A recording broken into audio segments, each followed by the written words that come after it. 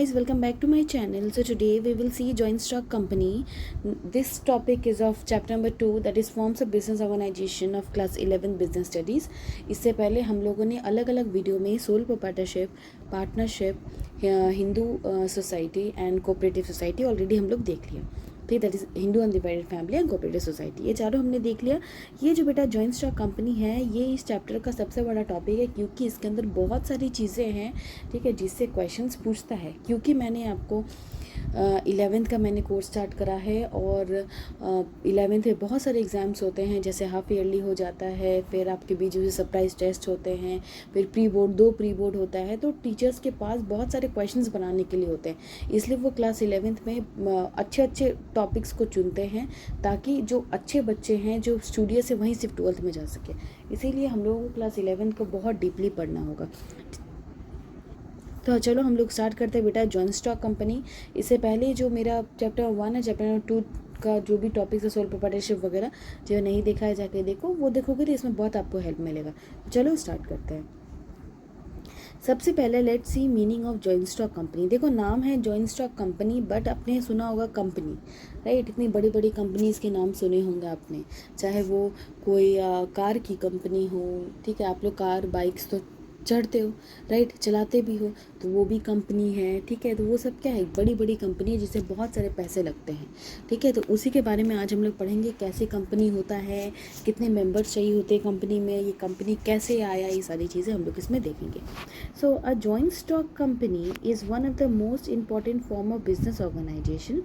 It is suitable for large scale business. जिसको बड़ा business करना है ना, उसको कंपनी खोलना चाहिए. Where a huge amount of capital is required, जहाँ पे बहुत ज़्यादा पैसे लगते हैं. ठीक है, इससे पहले आपने वीडियो में देखा होगा सोल प्रोप्राइटरशिप, पार्टनरशिप, ठीक है, हिंदू अनडिवाइडेड फैमिली और कोऑपरेटिव सोसाइटी, ये सब में भी पैसे लगते हैं, पर इसमें कम पैसे लगते हैं. ठीक है, सबसे ज़्यादा पैसा किस में लगता है, कंपनी खोलने में सबसे ज़्यादा पैसा रिक्वायर होता है. अब the capital of the company is divided into small units called share. तो ये पैसा कौन डालता है, कोई अपने जेब से डालता है क्या, कोई अपने पॉकेट से डालता है, नहीं. ये जो कंपनी होती है वो शेयर इशू करती है, छोटे छोटे यूनिट्स में अपनी कंपनी का शेयर बेचती है. ठीक है, और जो लोग उसे खरीदते हैं वो शेयर होल्डर बन जाते हैं. क्या बन जाते हैं बेटा, शेयर होल्डर बन जाते हैं. ठीक है, मान लो किसी ऑर्गेनाइजेशन को, फॉर एग्जांपल किसी ऑर्गेनाइजेशन को 1 करोड़ रुपए चाहिए. कितने रुपए चाहिए, 1 करोड़ रुपए चाहिए. तो वो क्या करेगी, 1 लाख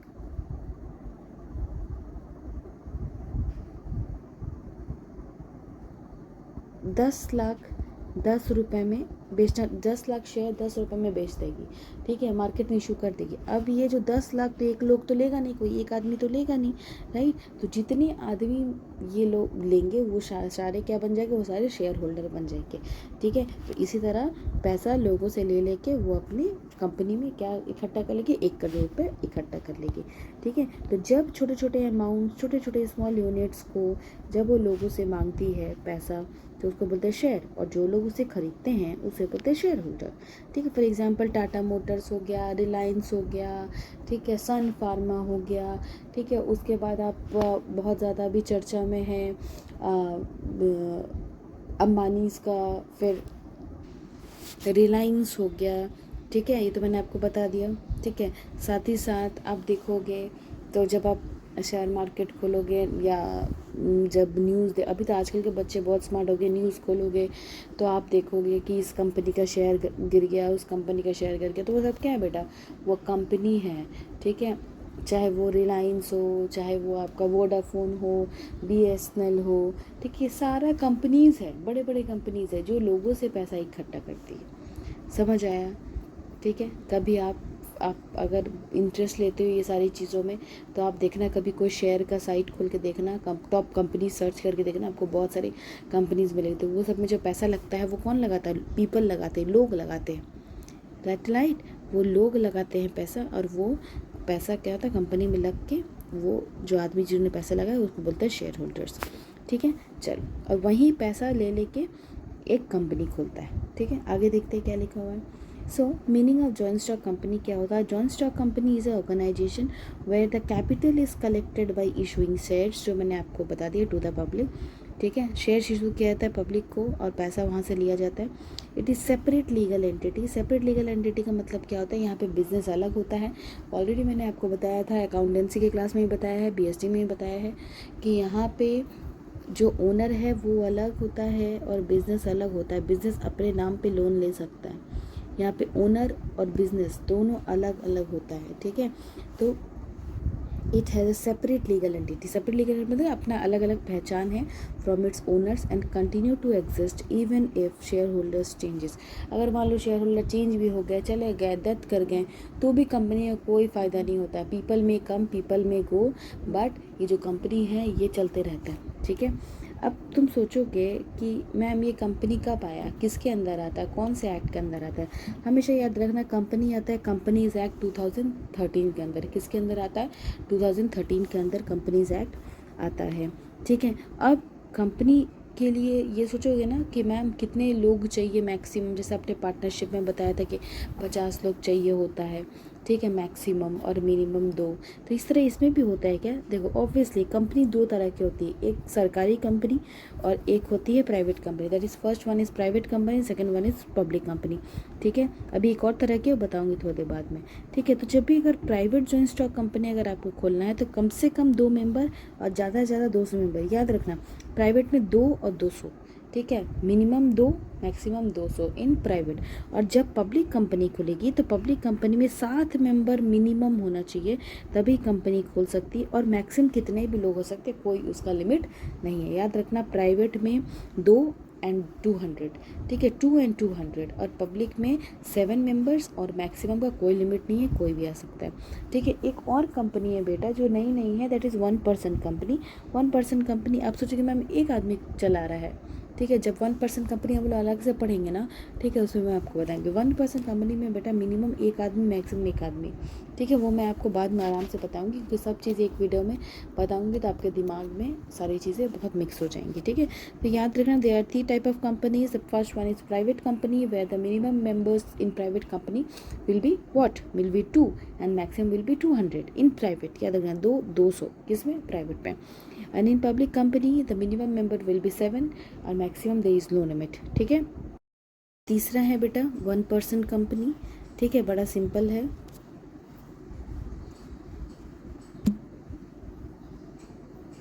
ऑलरेडी मैंने आपको बता दिया, इसमें मिनिमम 1 मैक्सिमम 1% होता है।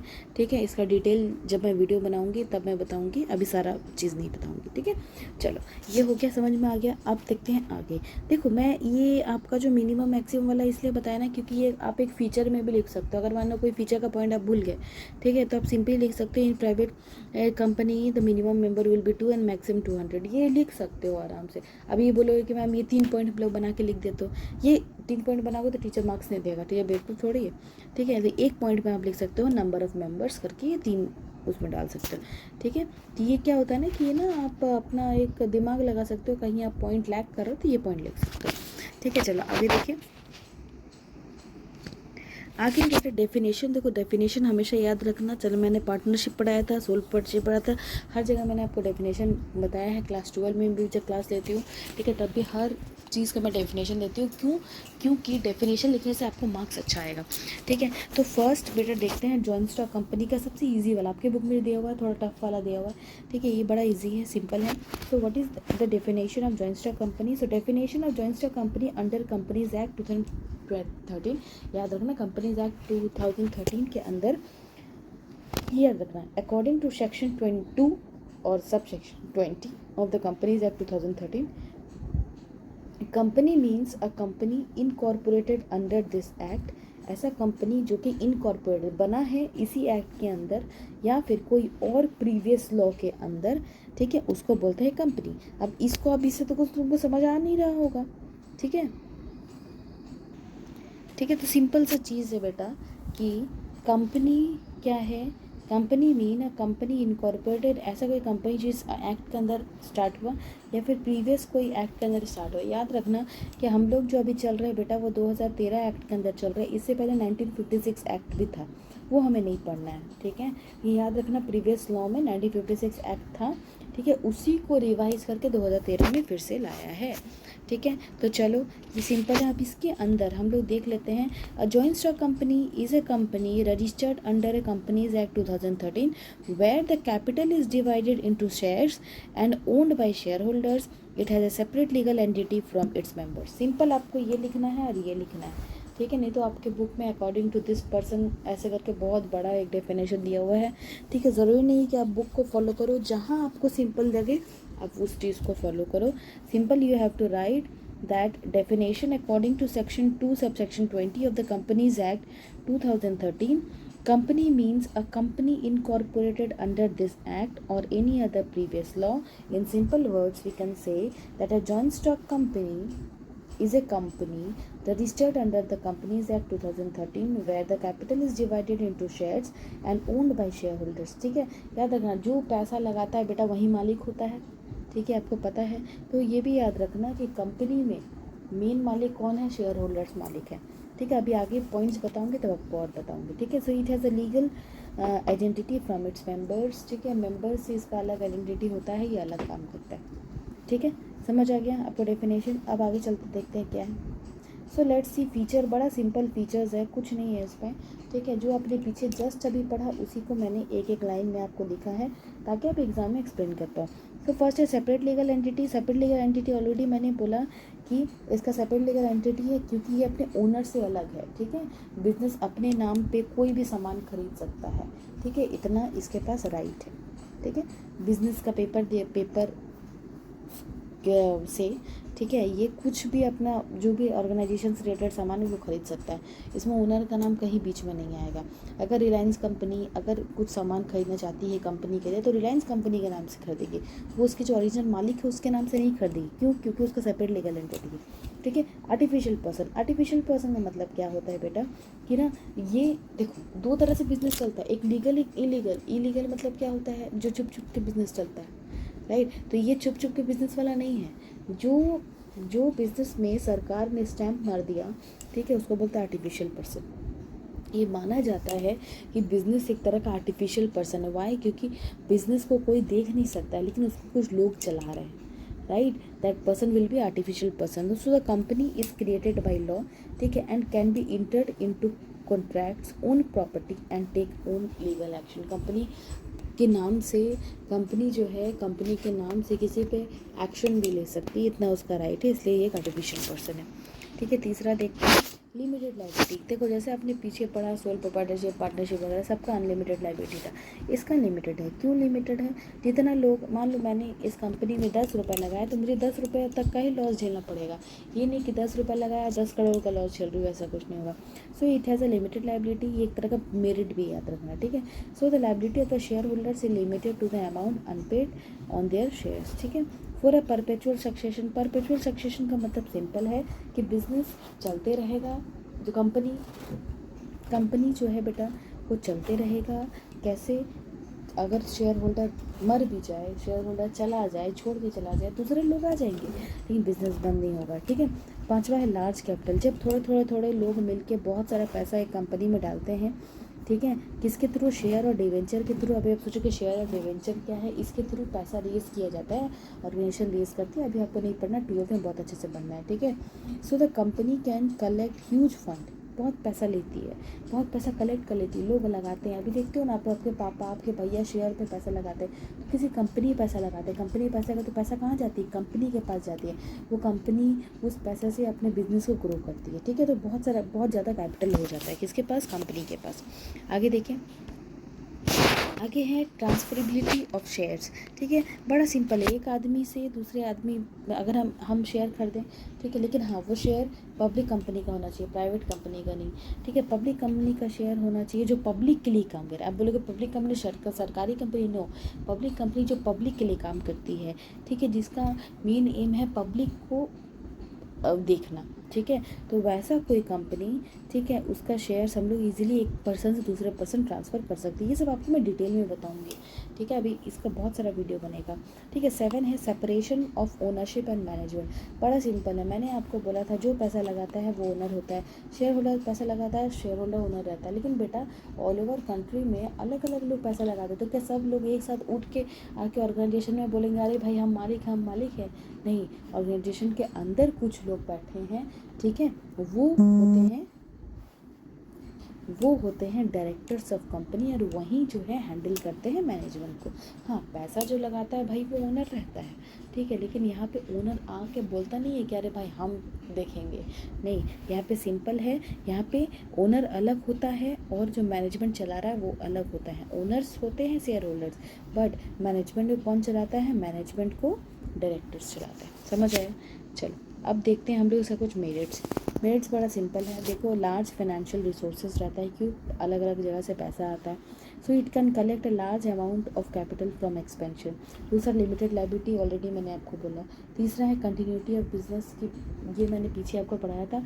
ये चाहे कोई शेयर होल्डर मर भी जाए, छोड़ के चला जाए, उससे बिजनेस से कोई फ़र्क नहीं पड़ता, बिजनेस चलते रहता है, ठीक है। चौथा देखो प्रोफेशनल मैनेजमेंट, क्योंकि कंपनी में बेटा अलग अलग तरह के लोग होते हैं, बहुत पैसा कंपनी को मिलता है, तो कंपनी इसके लिए अलग से लोग रखती है ताकि बिज़नेस में जितने भी एक्सपर्टीज़ लगे, जो भी चीज़ें बिज़नेस के तरक्की के लिए हो, वो सारी चीज़ें वो करती है। तो एक्सपर्ट्स को अपॉइंट करती है ताकि मैनेज किया जा सके कंपनी को, ठीक है। फिर इजी एक्सपेंशन होता है। क्यों इजी एक्सपेंशन होता है? क्योंकि जो बिज़नेस में पैसा जो चाहिए ना वो लोगों से उन लोगों को मिलता है, ठीक है। पब्लिक कॉन्फिडेंस, क्योंकि बेटा ये जो कंपनी है, ये कंपनी एक्ट 2013 के अंदर आती है, तो लोगों को विश्वास भी रहता है कि हाँ हम इस कंपनी में इन्वेस्ट कर सकते हैं, इसलिए पब्लिक कॉन्फिडेंस रहता है, ठीक है। मान लो अपने जीतू भैया से पूछना कि आपको कैसे पता कि ये कंपनी में पैसा लगाना चाहिए, तो आपके भैया या फिर आपकी दीदी या फिर आपके कोई एल्डर, पापा, मम्मी, कोई आपको बताएंगे कि ये कंपनी भरोसे लायक है, कंपनी का प्रॉफिट्स अच्छा है। कैसे पता चला? क्यों? क्योंकि कंपनी जो है पब्लिक कॉन्फिडेंस पे रखती है, ठीक है, कि भाई हम आपका पैसा को ज़्यादा बढ़ा के देंगे, ठीक है। तो ये आपका मेरिट्स हो गया। अभी और मेरिट्स नहीं है इसमें, डीमेरिट्स देख लेते हैं। कोई डीमेरिट भी होगा, देखो हमेशा याद रखना कोई भी बड़ा चीज़ करने के लिए समय लगता है, राइट, डिफ़िकल्टी होता है उसको फॉर्म करने के लिए। तो कंपनी ऐसे नहीं खुलती, कंपनी खुलने के लिए बहुत सारी चीज़ें लगती है, प्रमोटर लगता है, सर्टिफिकेट्स लगता है, बहुत कुछ लगता है, ठीक है। वो अभी अलग अलग वीडियो में बनेगा, ठीक है। तो ये इसका एक बहुत बड़ा डिमेरिट है कि formation involves many legal formalities and procedures, ठीक है। बहुत सारी फॉर्मेलिटीज़ लगते हैं, प्रोसीजर लगते हैं, स्टेप्स लगते हैं, तब जाके एक कंपनी खुलती है। अभी आगे वीडियोस जब आएगा ना कि कंपनी कैसे खुलती है, एग्ज़ाम में पूछता है कि हाउ कंपनी इज़ फॉर्म्ड, ठीक है, उस टाइम पे आपको लिखना पड़ेगा, तो उसके लिए आपको अलग से वीडियो आएगा, ठीक है। लैक ऑफ सीक्रेसी, अब कोई भी कंपनी, कोई भी बड़ी कंपनी, चाहे वो अडानी की कंपनी हो, चाहे वो रिलायंस कंपनी हो, टाटा कंपनी हो, ठीक है, ये सब आप नेट पे सर्च करोगे ना, इसका प्रॉफिट लॉस आपको सब दिख जाएगा। इसका मतलब क्या है कि कोई सीक्रेसी नहीं है, कोई सीक्रेट मेंटेन के नहीं करके रखता है। जैसे एक छोटा सा दुकान अपना प्रॉफिट लॉस तो मेंटेन करके रखता होगा सीक्रेटली, किसी को नहीं पता चलता भाई वो कितना प्रॉफिट कर रहा है। आप बता सकते हो क्या आपके बगल में जो दुकान चल रहा है उसमें कितना प्रॉफिट उसको हो रहा है? नहीं। लेकिन अगर कोई बड़ा बिजनेस चल रहा है, बड़ा कंपनी चल रहा है, तो उसका ये मेन कंपनी एक्ट की तरफ से बोला जाता है कि आपको जो भी प्रॉफिट हो रहा है, जो भी लॉस हो रहा है, आपको इंटरनेट पे डालना होगा, ठीक है। तो लैक ऑफ सीक्रेसी होता है, ठीक है। इसका मतलब ओपन टू पब्लिक होता है। उसके बाद स्लो डिसीजन मेकिंग होता है। क्यों? क्योंकि सारी चीज़ें करने के लिए जो शेयर होल्डर्स और डायरेक्टर्स ये सबका परमिशन लगता है, ठीक है, जो वहाँ पे मीटिंग में बैठते हैं, तो बहुत सारे लोग रहते हैं, तो सबका एक एक पूछते बहुत डिसीजन क्या होता है बेटा, लेट हो जाता है, ठीक है। नेक्स्ट देते हैं हाई कॉस्ट ऑफ फॉर्मेशन। एक ऑर्गेनाइजेशन को बनने के लिए रजिस्ट्रेशन, लीगल एक्सपेंसेस बहुत ज़्यादा हाई रहता है, ठीक है। पाँचवा क्या है? एक्सेसिव गवर्नमेंट कंट्रोल, गवर्नमेंट बहुत रूल्स रेगुलेशंस लगाती है, ठीक है, याद रखना गवर्नमेंट बहुत रूल्स रेगुलेशंस लगाती है, ठीक है। उसके बाद लास्ट है बेटा conflict between owners and management. देखो ओनर का मतलब क्या होता है? Share holders. कभी कभी क्या होता है, लड़ाई भी हो जाती है इससे, शेयर होल्डर से और मैनेजमेंट से। कभी कभी हो सकता है कि मैनेजमेंट जो बोलना चाह रहा हो और ओनर जो बोलना चाह रहा हो, दोनों का अलग अलग इंटरेस्ट हो, ठीक है, दोनों का अलग ओपिनियन हो, उस केस में कॉन्फ्लिक्ट भी हो सकता है। तो इसी के साथ बेटा मैंने आज आपको मीनिंग, डेफिनेशन, ठीक है, फीचर्स मेरिट्स एंड डिमेरिट्स आपको बता दिया। ठीक है, ये इस टॉपिक का बेस था, ये आपको जानना बहुत ज़रूरी था। अब जो हमें नेक्स्ट वीडियो आएगा उसमें बहुत सारी अलग अलग चीज़ें आपको private company, public company, types of companies, ये सब आपको देखने को मिलेगा। ठीक है, तो पसंद आया तो बेटा मेरे वीडियो को लाइक सब्सक्राइब करो, चैनल को सब्सक्राइब करो। बच्चे देखते हैं लेकिन सब्सक्राइब नहीं करते। ठीक है, ये भी सेल्फ मोटिवेशन है जो चाहिए होता है। चलो बाय, टेक केयर और अच्छे से पढ़ाई करो, बहुत ज़रूरी है पढ़ना।